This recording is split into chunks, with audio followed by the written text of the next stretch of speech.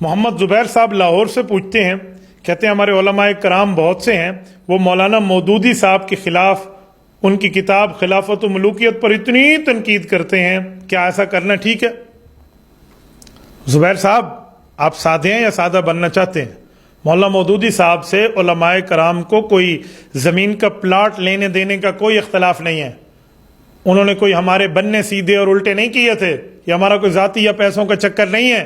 حضرت مولانا مودودی صاحب کو خدائے پاک اپنے معاملے میں ان کی لغزشوں کو معاف فرمائے. مولانا مودودی صاحب نے صحابہ کرام خصوصاً حضرت عثمان غنی رضی اللہ عنہ، حضرت معاویہ بن ابی سفیان رضی اللہ عنہما کے متعلق جو جملے کہے ہیں نا، ایسا جملہ تو آج ایک شریف بیٹا اپنے والد کے لیے بھی نہیں سن سکتا. انہوں نے پیغمبر کریم علیہ التحیۃ والتسلیم کے عظیم صحابہ کرام اور پیغمبر کریم علیہ الصلوۃ والسلام کے داماد کے لیے لفظ بولے ہیں.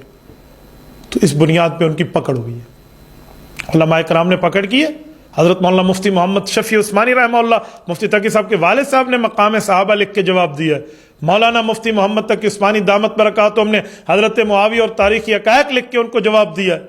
اس طرح جملہ علماء کرام نے، باقیوں نے بھی اس کا معاملہ لکھ کے ان کی ان عبارات پہ پکڑ کی ہے. یا انبیاء کرام کے لیے بھی ان کی زبان سے بہت عجیب لفظ نکلے. وہ حضرت آدم علیہ السلام کے لکھتے ہیں کہ جب ان سے بھول ہوئی، اطاعت کی بلندیوں سے نکل کے وہ معصیت کی پستی میں جا گرے، نعوذ باللہ من ذالک. وہ اس طرح کے الفاظ لکھتے ہیں حضرت آدم علیہ السلام کے لیے. انہوں نے حضرت موسیٰ علیہ السلام کو نعوذ باللہ اسرائیلی چرواہے جیسی الفاظ پتہ نہیں کیا سے کیا الیاذ باللہ کہہ دیے.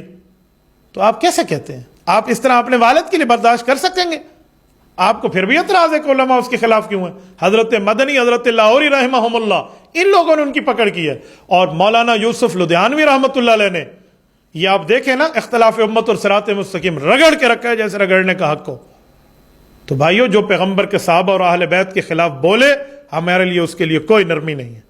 باقی ہم دعا گو ہوں اللہ پاک ان کی لغزشوں کو محفوظ فرمائے، معاف فرمائے. لیکن اس کا یہ مطلب نہیں ہے کہ ہم ان کی اس معاملے میں تائید کرتے پھریں. جو تائید کرتے وہ جانے، اس کا کام جانے. ہم ان جیسے خرافات کو سامنے رکھ کے کبھی اس مسئلے پہ ان کی تائید نہیں کر سکتے. ان سے کام غلط ہوا ہے.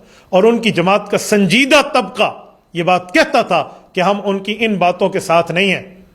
ہاں، قاضی حسین احمد مرحوم اللہ ان کی مغفرت فرمائے، انہوں نے ڈائریکٹ یہ بات کی تھی. میں نے ان کانوں نے ہرا پبلک سکول میں ان سے یہ بات سنی تھی. وہ فرما رہے تھے میں مودودی کے ان افکار کا پابند نہیں ہوں. تو ٹھیک ہے، اگر اس طرح کی بات ہے تو صحیح ہے. باقی ان کے یہ افکار ہیں تو غلط ہیں، اس لیے ان پہ رد ہوا ہے.